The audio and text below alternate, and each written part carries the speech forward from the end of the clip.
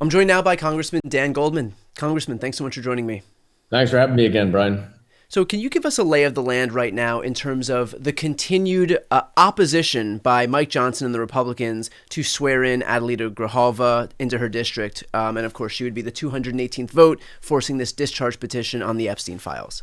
Yeah, I mean, you remember at the end of July when Speaker Johnson closed the House early for our August recess because he didn't want this discharge petition to come to the floor, and his members didn't want to have to vote on releasing the Epstein files anymore. So now we've come back. The discharge petition has been on the floor. There are 217 signatures. You need 218. And what that means, if you get 218, is that it has to come to the floor for a full vote in the House. And so, as we know, Speaker Johnson has kept the Republicans out of D.C. on vacation for the last 3 weeks. He shut down the House right at the last week of the fiscal year. So we didn't come in the 29th or 30th when we were scheduled to. And he has kept us out and has not brought us back into session. And while we've been out, he refuses to swear in a new representative-elect, Adelita Grijalva from the Arizona's 7th District, who won her election, I believe, 22 days ago, has been in D.C., has asked to be sworn in, but Johnson refuses to swear her in, even though he has, on a number of occasions in recent months, sworn in new members who won special elections within 24 hours without any pomp and circumstance. And so what's the long-term play here? Is it just to never come back into session? I mean, like, really, like, truly, like, what is the plan here other than just taking this thing day by day, and every single 24-hour period that Mike Johnson can do Trump's bidding by suppressing the Epstein files is just a victory in his mind? I do think that's the way Mike Johnson thinks about it. I think, in fact, that's how he's thought about his role as speaker from the very beginning. And he even has said that at various points. I'm just trying to get to the next day. Yeah. That's basically the Mike Johnson strategy. Just get me to the next day. And what's really important is that he is very disingenuously and deceptively lying about what's going on. And he says, oh, he wants her to have the full opportunity to make a speech to the House when we're in session. Well, she doesn't want that. And he hasn't insisted on that for two of his Florida representatives back in April when he needed their votes. So that one doesn't make any sense because she says, I don't care. I just want to be sworn in so I can actually represent my constituents. You can't do any constituent work. They have no representation. And then he'll say, well, no, this is not about Epstein because the oversight, we're all for transparency. The Oversight Committee has an investigation into Epstein, and those files are going to be released in due course. Well, that's total hogwash, too, because the Oversight Committee's investigation and the authorizing document for that is much narrower than the discharge petition. And it does not include types of evidence such as video recordings, audio recordings, photographs, witness interviews. Now, if you were combing through a massive investigative file and you wanted to find out who the accomplices might be, those documents and recordings are exactly where you would look for. So he's acting as if, oh, no, we're for transparency. We have an oversight investigation, but it's all part of the cover up because that investigation does not include what is going to be the critical evidence that will reveal whether or not Donald Trump is included in there or any of the other accomplices. I want to talk about the process of what would happen if and when this discharge petition actually has the requisite number of signatures in just a moment. But real quick on Mike Johnson, how do you square this pious branding that he puts forward with the fact that, in effect, what he's doing right now is just protecting one of the most famed and notorious pedophile rings in modern American history? I think what Mike Johnson realizes is that Donald Trump has complete and total control over the Republican Party. and that includes Speaker Johnson. And that he is essentially a mouthpiece, a puppet, doing Donald Trump's bidding in the House.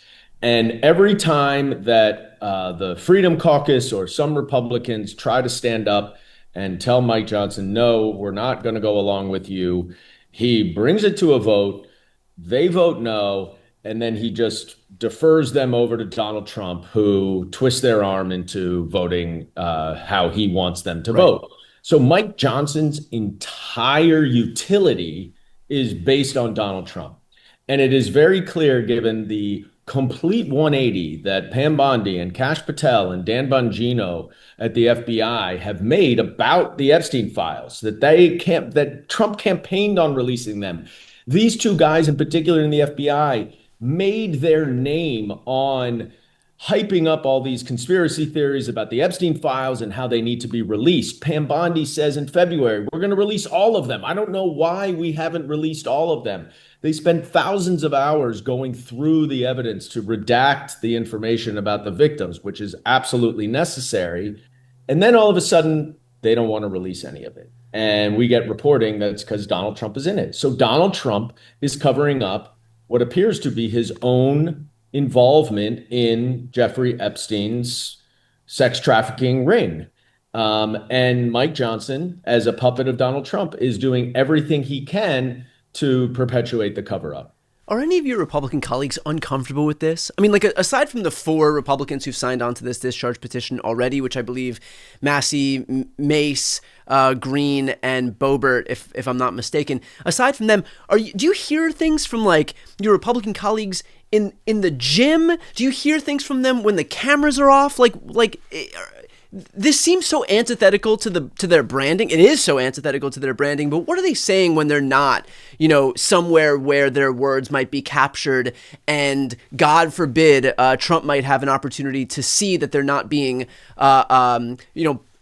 supplicants in the way he needs them to be? What do you hear from these people, when they're in private? Well, it's fascinating because most of them will say that they're for the release of the Epstein files. Many of them have actually co-sponsored this bill, the Massey bill that is now subject of the discharge petition. But they won't sign the discharge petition because what they say is, well, we follow what leadership wants to do. So they're basically saying, if Mike Johnson wants to put it on the floor, we'll vote for it. Right. But if he decides he's not putting on the floor, I'm not going to go around his back with a discharge petition to force him to bring it to the floor. Which is bullshit. I mean, they want to have their cake and eat it too. They want to be able to say that that they want transparency as it relates to the horrific crimes that Epstein perpetuated, and yet at the same time don't want to actually do the thing to actually get that transparency. Right, because we all know that if it were up to Mike Johnson, he would never bring that bill to the floor because it is now a part of the cover-up for Donald Trump and perhaps others that we don't know about. So if Johnson's not going to do it, the only way to get it to a floor vote is the discharge petition. Right. And so they know if they just blame the discharge petition, that's not the way we do things, that they are doing Donald Trump's bidding, which for all of them at this point, as we've seen for the last 9 months, 10 months, that is everything that they are doing. They have completely, you use the right word, supplicated themselves to Donald Trump. There is no check and balance from Congress. There's no independent Article 1 authority that they're using to hold the administration accountable in any way, shape, or form. They're doing nothing. They are rolling over as an additional vessel of Donald Trump. And this is their way of continuing to do it.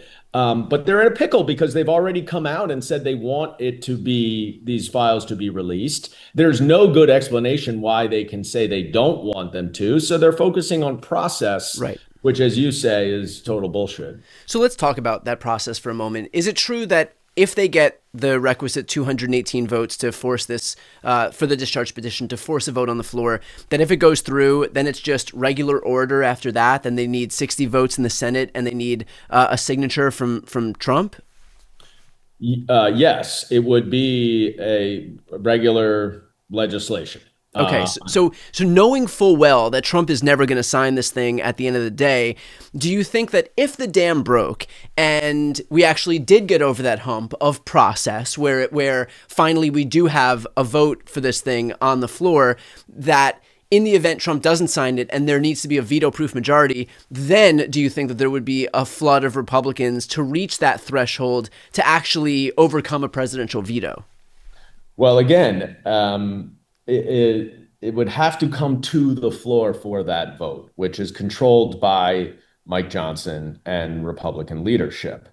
I think what Donald Trump wants to avoid is being in a situation where he has to veto a Right. bill that is requiring the transparency that he and all of his followers have called for.